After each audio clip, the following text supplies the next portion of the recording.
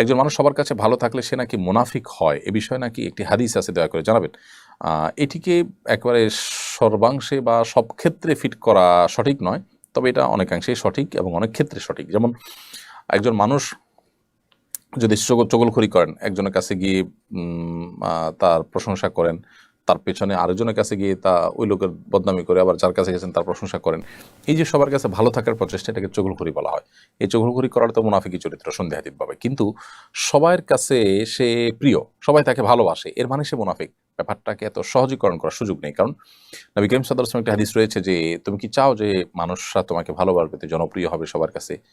তো এর জন্য কি করতে হবে? নবী সাল্লাল্লাহু আলাইহি ওয়াসাল্লাম পরামর্শ দিয়েছেন, তাহলে তুমি মানুষ যেটার জন্য লালায়িত থাকে তুমি সেজন্য তার লালায়িত হইও না, তাহলে দেখবা তুমি সবার কাছে প্রিয় থাকবে। তাহলে এখানে বোঝা গেল যে সবার প্রতি প্রিয় হওয়াটা দোষের নয়, নিয় নয়। অনেক মানুষ আছেন যিনি সবার কাছে প্রিয়। নবী করিম সাল্লাল্লাহু আলাইহি ওয়াসাল্লাম খোদ তিনি সবার কাছে প্রিয় ছিলেন, বিধায় সবার কাছে প্রিয় থাকলেই মুনাফিক হয়ে যাবে, বাট এরকম না। তবে সবার কাছে প্রিয় থাকার জন্য যদি কপট কোনো আচরণ করা হয়, তাহলে সে অবশ্যই মুনাফিকের মধ্যে পড়বে।